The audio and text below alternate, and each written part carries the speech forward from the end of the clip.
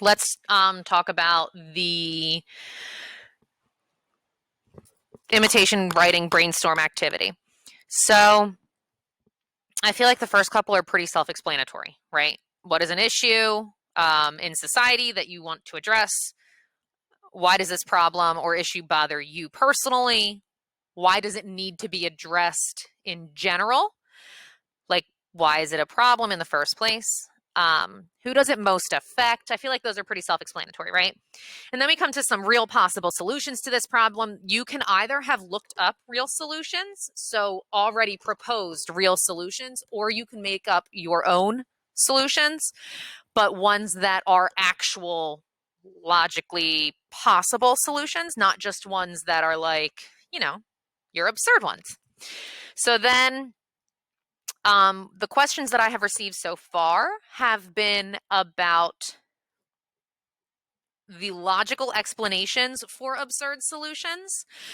What I mean by that is your logical explanation should make sense for your absurd solution.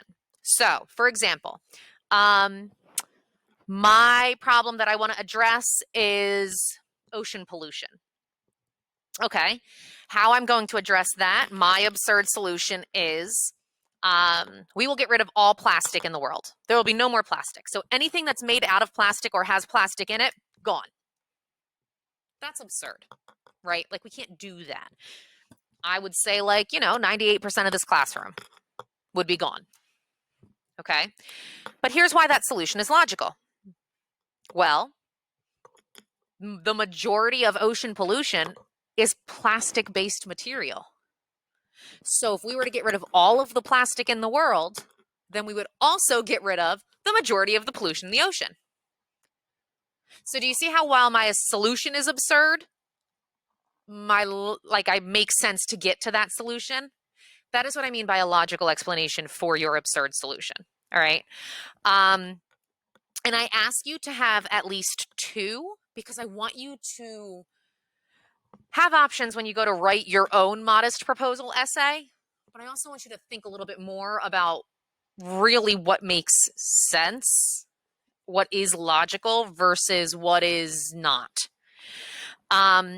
Another one that students had questions on in my other sections were like 9 and 10.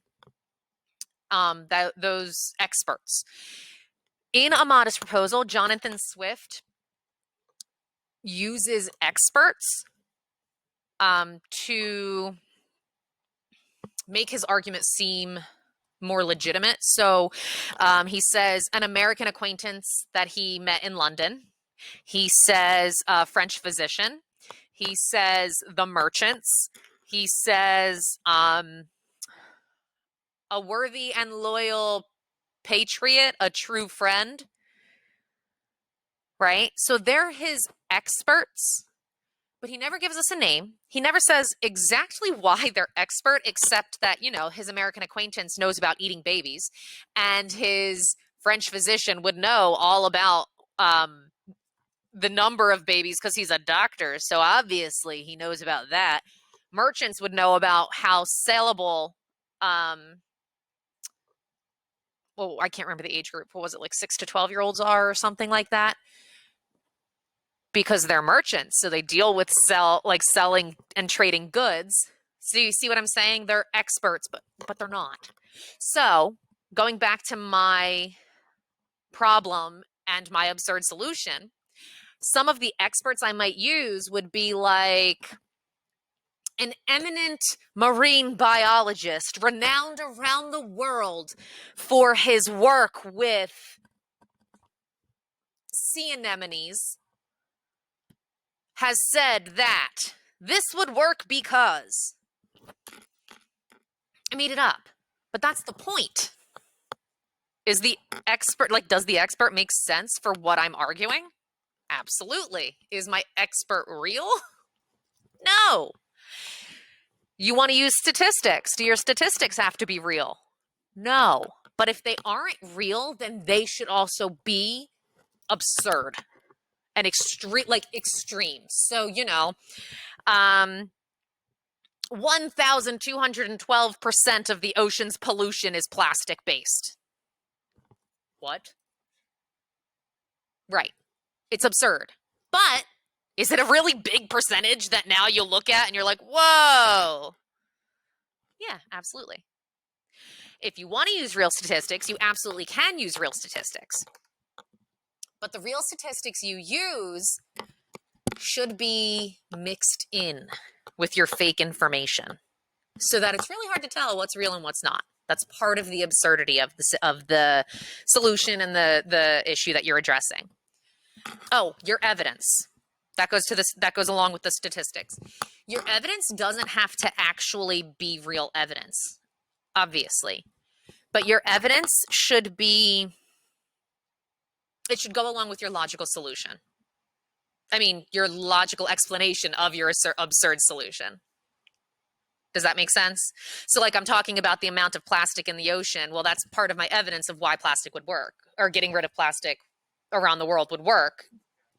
So now I want to talk about what material has plastic in it. So what material would I need to get rid of? What, I don't know, what other people would be part of getting rid of all of the plastics in the world? What companies would be affected? What could they use instead of plastic? Sure, why not? They can use metal, absolutely. But do you see how it's like, it's absurd, it doesn't make sense, but hey, why not? Now, we then come to discussing real options, because when you write your essay, you're not going to discuss your real options until the end of your essay. When you discuss your real options, you really only need one or two, but they should be real, like actual real solutions. So if I wanted to actually offer a real solution to the pollution in the ocean, then one of my real solutions could be exactly what Long Beach Island is doing, what Manahawkin and Stafford Township, were doing before the pandemic, getting rid of all plastic bags. It's really that easy. Reusable bags. No more plastic straws. Yeah, paper straws stink. They disintegrate if you let them sit for too long. But like, if you're leaving your straw in your cup for that long, what are you doing? Like, or what Starbucks has started doing. Starbucks has got, unless you get something with whipped cream on it, Starbucks now has a new lid. It's like a sippy cup lid.